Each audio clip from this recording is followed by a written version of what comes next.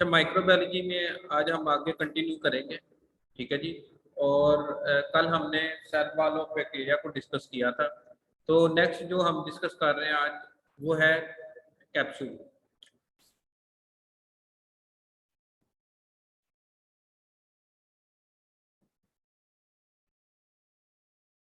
ठीक है जी। Capsule basically क्या है? कैप्सूल जो है एक ऐसा स्ट्रक्चर है जो कि बैक्टीरिया की जो है ना सेल वॉल को कवर करता है। अब कुछ ऐसे बैक्टीरिया होते हैं जो कि जो है कुछ बैक्टीरिया ऐसे होते हैं कि जो जिनके अंदर जो है कैप्सूल मौजूद नहीं होता है। ठीक है जी। अब उसमें हम देखेंगे कि कौन से ऐसे बैक्टीरिया हैं जिनके अंदर कैप्सूल नहीं होता। ठीक है। अब उसमें यह है कि जो कैप्सूल जो है वो तमाम हर बैक्टीरिया के अंदर नहीं मौजूद होगा। ठीक है जी। सिर्फ एक बैक्टीरिया, स्पाइरल बैक्टीरिया, ऐसे बैक्टीरिया जिनके अंदर कैप्सूल जो है मौजूद नहीं होता है। ठीक है, आपने इसको याद रखना है। चले अब इसको जरा रीड करते हैं। Many species of the cocci and bacilli. ठीक है। अब वो कह रहा है कि कुकाई और बेसिलाई बैक्टीरिया जो है सक्रीट स्टिकी जेलाटिनस मटेरियल। ठीक है, ये एक चिपकने वाला जेलाटिनस लेयर जो है वो सक्रीट करते हैं। ठीक है। और जो कि किसकी बनी होती है, ऑफ पॉलीसेकेराइड। ठीक है, यानी कार्बोहाइड्रेट की बनी हुई एक लेयर को सक्रीट करते हैं एंड प्रोटीन्स, और उसके साथ इनके अंदर प्रोटीन्स भी मौजूद होती है। ठीक है जी। यानी बैक्टीरिया कुकाई और बेसिलाई बैक्टीरिया पॉलीसेकेराइड यानी कार्बोहाइड्रेट और प्रोटीन से मिली हुई जो है वो मटेरियल्स हैं उनको सक्रीट करती है, जिसको हम कैप्सूल कहते हैं। अराउंड द सेल वॉल यानी सेल वॉल के इर्द गिर्द एक लेयर सक्रीट होती है जिसको हम कैप्सूल कहते हैं। Spiral bacteria do not form capsule. Spiral bacteria ऐसे बैक्टीरिया हैं जिनके अंदर कैप्सूल मौजूद नहीं होता है। अब आपने याद होगा आपको, जिस तरह हमने शेप्स ऑफ बैक्टीरिया में पढ़ा था, हमने कहा था जी बैक्टीरिया की जो शेप है वो कुकाई है, बेसिलाई है और स्पाइरल्स है। ठीक है जी। कुकाई और बेसिलाई में कैप्सूल मौजूद होता है, जबकि स्पाइरल बैक्टीरिया के अंदर कैप्सूल मौजूद नहीं होता है।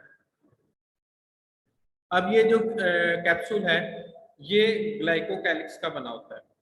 कैप्सूल किसका बना होता है? ग्लाइकोकैलिक्स। अब ग्लाइकोकैलिक्स क्या है? The loose layer of capsule is called glycocalyx and it contains mass of tangent fibers of dextrin। अब वो कह रहा है कि टेंजेंट फाइबर्स ऑफ जो है ना डेक्स्ट्रिन, ये इसके अंदर मौजूद होते हैं। यानी जो ग्लाइकोकैलिक्स है ना, ये डेक्स्ट्रिन से बनता है। और डेक्स्ट्रिन क्या है? ये एक पॉलीसेकेराइड है। पॉलीसेकेराइड का मतलब है ये एक कार्बोहाइड्रेट है। ठीक है जी। आपने कहा जी कैप्सूल जो है वो सेल वॉल के इर्द गिर्द मौजूद है। ठीक हो गया। अब सिर्फ आपसे ये पूछा जाएगा कि बताएं कैप्सूल बना किसका होता है, तो आप कहेंगे जी कैप्सूल जो है वो ग्लाइकोकैलिक्स का बना होता है।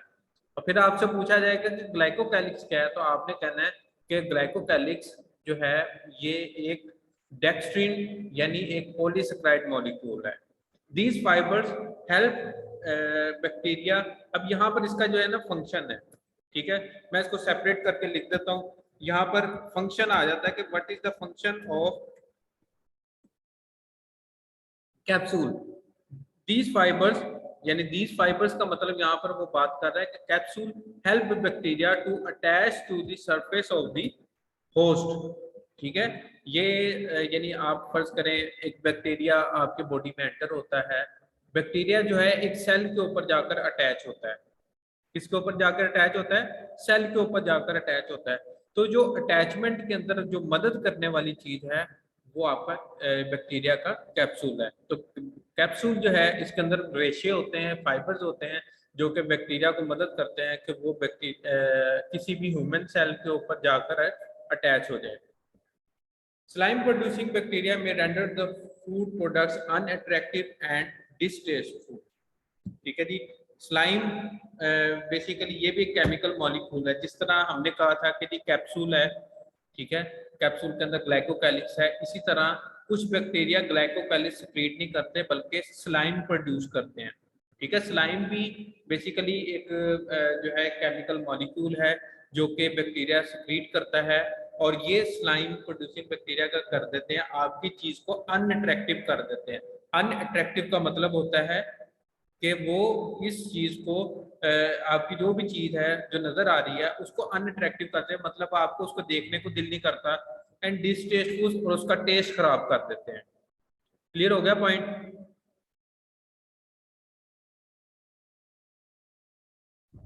सर जी एक मतलब दोबारा रीड कर दें।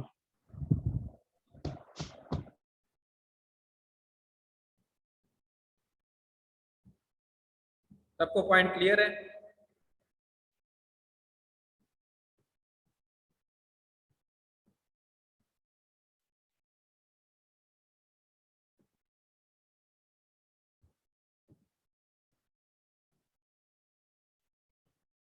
नेक्स्ट हमने डिस्कस करना है साइटोप्लाज्म। अब हमने कल जो बात की थी, मैंने आपको क्वेश्चन भी लिखवाया था कंपोनेंट्स ऑफ बैक्टीरियल सेल के, बैक्टीरियल सेल के अंदर क्या क्या चीजें मौजूद हैं। उसके अंदर मैंने आपको बताया था कि इसमें हम सेल वॉल पढ़ेंगे कि सेल वॉल इसका कंपोनेंट है, कैप्सूल इसका कंपोनेंट है, उसके अलावा साइटोप्लाज्म जो है बैक्टीरिया का कंपोनेंट है। ठीक है जी। अब हम जो पार्ट डिस्कस कर रहे हैं वो साइटोप्लाज्म को डिस्कस कर रहे हैं। ठीक है, इसके बाद हम सेल मेम्ब्रेन डिस्कस करेंगे। साइटोप्लाज्म बेसिकली क्या है, ये it is present inside the cell membrane. Cytoplasm जो है वो सेल मेम्ब्रेन के अंदर वाली साइड पर मौजूद है। अब यहाँ पर अगर आप डायग्राम में देखते हैं, यहाँ पर प्लाज्मा मेम्ब्रेन लिखा है, ये रेड सी लेयर जहाँ पे मैं मार्क कर रहा हूँ, यहाँ पर उसने कहा कि यहाँ पर प्लाज्मा मेम्ब्रेन है, व्हाइट कलर की आ रही है प्लाज्मा मेम्ब्रेन, सेल मेम्ब्रेन है। सेल मेम्ब्रेन के अंदर वाली साइड की तरफ आप देखेंगे तो ये तमाम क्या है, साइटोप्लाज्म है। ठीक है। It is a semi transparent. Semi transparent का मतलब है बिल्कुल शफाफ नहीं है। ठीक है। अब देखें, सेमी ट्रांसपेरेंट का मतलब है जो अभी जो है बिल्कुल क्लियर नहीं है। अब क्लियर क्यों नहीं है? अगर आप इस डायग्राम की तरफ अगर गौर करते हैं तो गौर करने पे पता लग रहा है कि कुछ यहाँ पर देखें, ये ब्लू सा नजर आ रहा है आपको। ठीक है, ये ब्लू सा जो है बेसिकली इसका डीएनए मौजूद है, ये सॉलिड चीज है।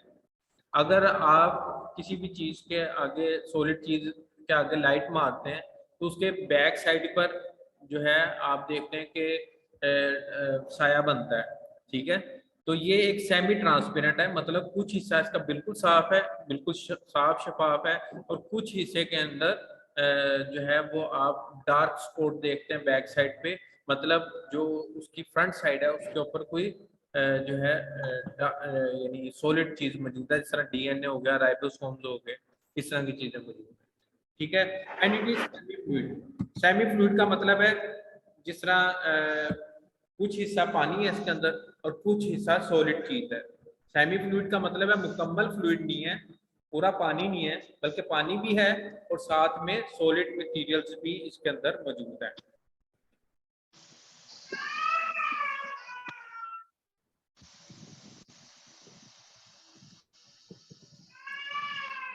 ये अपना माइक बंद करें, किसका ओपन है माइक?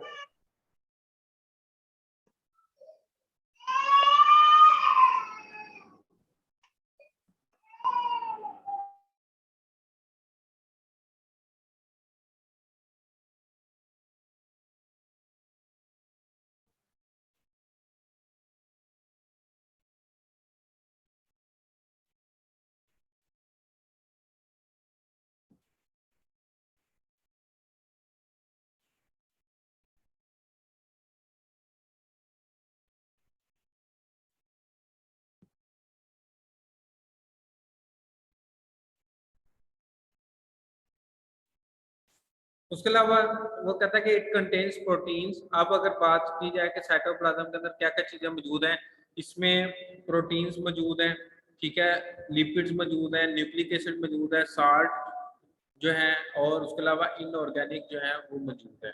ठीक है। अब वो कह रहा है कि प्रोटीन्स, कार्बोहाइड्रेट, लिपिड्स, ये तीन चीजें मौजूद हैं। उसके अलावा न्यूक्लिक एसिड, न्यूक्लिक एसिड का मतलब ये है जिस तरह डीएनए है वो मौजूद है, साल्ट्स मौजूद हैं, इन एंड इनऑर्गेनिक आयंस मौजूद हैं, ऑल डिजॉल्व इन वाटर। अब जो ये डिजॉल्व की हुई चीजें ना, वो कह रहा है कि जितने भी कार्बोहाइड्रेट्स, लिपिड या फैट्स वगैरह हैं, ये आपके इसके अंदर डिजॉल्व हुए होंगे, मतलब ये अगर आप जब आगे जाके पढ़ेंगे ना तो उसमें आपको पता चलेगा कि जो साइटोप्लाज्म है उसके अंदर प्रोटीन्स, फैट्स, कार्बोहाइड्रेट्स, लिपिड जो हैं वो स्टोर होते हैं। क्या होते हैं? स्टोर होते हैं। और उसके अलावा जितने भी आपके साल्ट है, नमकियात वगैरह है बैक्टीरिया की, या इनऑर्गेनिक आइन जैसा सोडियम आइन है, क्लोराइड आइन है, पोटेशियम आइन है, ये तमाम पानी के अंदर हल हुए होंगे। अब साइटोप्लाज्म के अंदर देखते हैं कि साइटोप्लाज्म के अंदर क्या क्या चीजें मौजूद है। सबसे पहले क्रोमोसोम है। क्या चीज है? क्रोमोसोम। ठीक है। अब यहाँ पर जो वो बात कर रहा है कि सबसे पहले उसने प्रोकैरियोट्स की डेफिनेशन लिखी है। प्रोकैरियोट्स ऐसे ऑर्गेनिज्म होते हैं जिनके अंदर न्यूक्लियस मौजूद नहीं होता है। ऐसे ऑर्गेनिजम्स जिनके अंदर न्यूक्लियस मौजूद ना हो उनको हम प्रोकैरियोट्स कहते हैं। अब जिस तरह ह्यूमंस हैं, ठीक है, ह्यूमन सेल है, उसके अंदर न्यूक्लियस मौजूद होता है, तो ये एक यूकैरियोटिक ऑर्गेनिज्म है। ठीक है जी। तो उसने बताया कि जी पहले उसने क्रोमोसोम लिखने से पहले उसने बताया कि जो भी बैक्टीरिया है उसके अंदर न्यूक्लियस मौजूद नहीं होता है, इसलिए हम इसको प्रोकैरियोट कहते हैं। ठीक है जी। दूसरा, ये बात करने का मकसद ये है कि न्यूक्लियस के अंदर क्रोमोसोम मौजूद होते हैं। ठीक है जी। यूकैरियोट में यानी जिस तरह एनिमल्स हो गए, ह्यूमंस हो गए, ये यूकैरियोट ऑर्गेनिज्म है। इनके जो क्रोमोसोम है वो न्यूक्लियस के अंदर मौजूद होते हैं, लेकिन बैक्टीरिया के अंदर तो न्यूक्लियस है नहीं। तो ये क्रोमोसोम बैक्टीरिया के साइटोप्लाज्म के अंदर फ्रीली पड़े होते हैं। क्या पड़े होते हैं? फ्रीली पड़े हैं। और जिस हिस्से के अंदर क्रोमोसोम मौजूद है, ठीक है, साइटोप्लाज्म का वो हिस्सा जहां पर आपको क्रोमोसोम पड़े हुए नजर आते हैं, उस हिस्से को हम न्यूक्लाइड कहते हैं। क्या कहते हैं? उसको न्यूक्लाइड कहते हैं। आप फर्ज करें आप बैक्टीरिया का स्ट्रक्चर देख रहे हैं, ठीक है, उसके लेट्स सपोज ये दिखा है बैक्टीरियल क्रोमोसोम, तो ये ही बैक्टीरियल क्रोमोसोम पड़ा हुआ है। अब ये जो आपको रिंग से मैं मार्क मूव कर रहा हूँ यहाँ पर, तो ये हिस्सा क्या कहलाएगा? न्यूक्लाइड कहलाएगा। क्यों? क्योंकि यहाँ पर जो है क्रोमोसोम मौजूद है। अब वो लिख रहा है bacterial chromosome lies suspended in the cytoplasm. अब वो कह रहा है कि जो भी आपके बैक्टीरिया है उसके जो क्रोमोसोम है वो सस्पेंड होते हैं साइटोप्लाज्म के अंदर। मतलब साइटोप्लाज्म के अंदर हल नहीं है बल्कि इनसॉल्युबल फॉर्म में मौजूद है। इनसॉल्युबल का मतलब है जो हल ना हुए हो। ठीक है। तो ये सॉलिड मटेरियल के तौर पे आपके साइटोप्लाज्म के अंदर मौजूद है बैक्टीरिया के। It also lakhs protein. और इन जो क्रोमोसोम्स हैं इनके अंदर प्रोटीन मौजूद नहीं होती। The chromosome region is called nucleoid. जो क्रोमोसोम वाला रीजन होगा या क्रोमोसोम वाला हिस्सा होगा जहां पर क्रोमोसोम आपके पड़े हुए हैं उसको हम न्यूक्लाइड कहते हैं।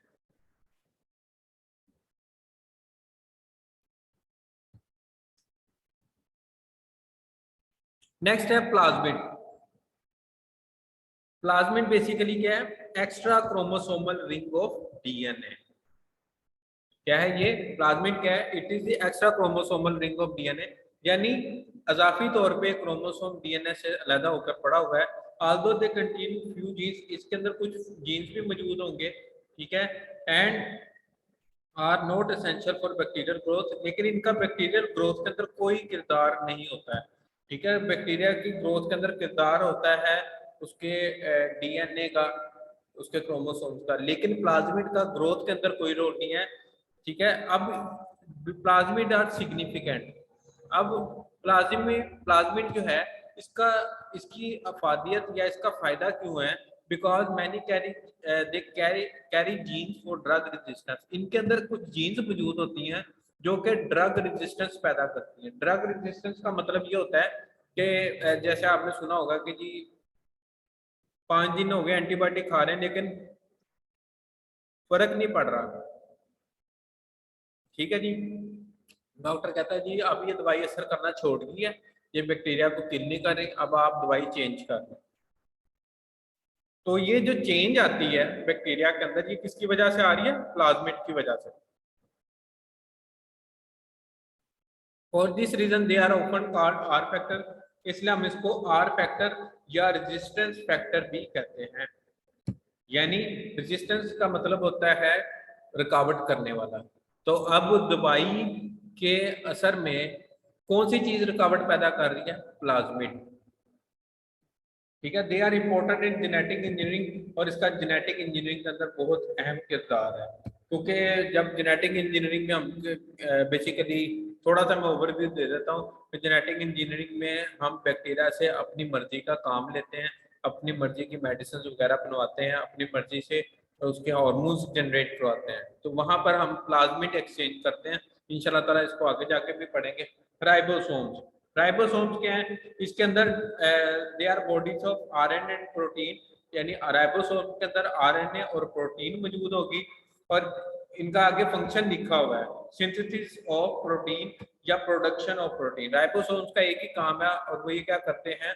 प्रोटीन्स की प्रोडक्शन करते हैं, मतलब प्रोटीन्स बनाते हैं। इन नेक्स्ट है inclusion bodies, these are the globules of starch, glycogen और लिपिड्स। ठीक है, ये ग्लोब्यूल्स हैं। ग्लोब्यूल्स का मतलब होता है लार्ज ड्रॉप। ग्लोब्यूल्स का मतलब क्या होता है? लार्ज ड्रॉप, बहुत बड़ा कतरा। ठीक है, अब इस कतरे के अंदर, इस ड्रॉप के अंदर आपकी स्टार्च, स्टार्च एक कार्बोहाइड्रेट है, ये स्टोर होती है, ग्लाइकोजन स्टोर होती है, और लिपिड स्टोर होती है। ठीक है, और इनका फंक्शन क्या है? They store nutrients for starvation. ये क्या करते हैं? न्यूट्रिएंट्स को स्टोर करते हैं। न्यूट्रिएंट्स कौन कौन से हैं? Carbohydrate, proteins and lipids. ये इन तमाम चीजों को स्टोर करता है, और स्टोर इसलिए करता है ताकि अगर बैक्टीरिया को खुराक नहीं मिल रही, तो बैक्टीरिया जो है वो उसके अंदर ये carbohydrate, proteins, fats break down हो, और इनकी ब्रेक डाउन से, इनके टूटने के अमल से जो एनर्जी रिलीज हो रही है, वो बैक्टीरिया इस्तेमाल करे और जिंदा रहे। Pollutants, these are the deposit of phosphate. ठीक है, डिपोज ऑफ फॉस्फेट का मतलब है कि बैक्टीरिया को जितनी भी फॉस्फेट मिल रही है, ठीक है, वो तमाम की तमाम वॉल्यूटिन के अंदर स्टोर होती है। वॉल्यू ये volutin stain deeply with ethylene blue. अब ये देखना है कि बैक्टीरिया के अंदर वॉल्यूटिन मौजूद है या नहीं मौजूद है, हम उसको कलर करते हैं। ठीक है, क्या करते हैं? कलर करते हैं। अगर बैक्टीरिया के अंदर इथाइलिन ब्लू का कलर आ जाए, इथाइलिन ब्लू का जो कलर है वो ब्लू कलर है, ठीक है, और अगर आपको बैक्टीरिया के स्ट्रक्चर के अंदर कोई ब्लू चीज नजर आ जाती है, तो ये शो करता है कि इसके अंदर वॉल्यूटिन मौजूद है। ठीक है, there presence in diphtheria bacilli assist identification procedure. अब वॉल्यूटिन जो है, अगर एक बैक्टीरिया उसके अंदर वॉल्यूटिन मौजूद है, तो इसका मतलब है ये डिप्थीरिया का बैसिलाई है, क्योंकि डिप्थीरिया के बैसिलाई के अंदर वॉल्यूटिन मौजूद होते हैं। इसलिए जब हम कलर में इथाइलिन ब्लू का इस्तेमाल करते हैं, तो ये हमें ब्लू कलर के नजर आते हैं। ठीक है, और लास्ट में साइटोप्लाज्म का जो हिस्सा है वो है मैग्नेटोसोम, और ये क्या करते हैं? ये कुछ इसके अंदर केमिकल्स हैं जो कि हेल्प करते हैं बैक्टीरिया को कि वो अपने फेवरेट इन्वायरमेंट की तरफ आसानी से मूव कर सकें। ठीक है, अब जरा मैंने हाईलाइट किया है, it help certain bacteria to orient. Orient का मतलब होता है मूव। ठीक है, तो ओरिएंट की जगह आप मूव भी लिख सकते हैं, मैं मूव लिख देता हूँ ताकि आपके लिए आसानी रहे कि बैक्टीरिया मूव देमसेल्फ। बैक्टीरिया अपने आप को मूव करता है टू द एनवायरनमेंट, एक ऐसे एनवायरनमेंट के अंदर, टुवर्ड्स देयर प्रेफर्ड हैबिटेट, जो कि उसके लिए बहुत अच्छा है और उसका फेवरेट एनवायरनमेंट है, उसकी तरफ मदद करेगा उसको मूव करने के लिए। ठीक है जी, यहाँ पर हमारा साइटोप्लाज्म पोर्शन कंप्लीट होता है। आज का लेक्चर यहीं तक है, तो अगर कोई क्वेश्चन है वो आप जो है वो चैट में लिख दें ताकि मैं उसको आंसर कर सकूँ।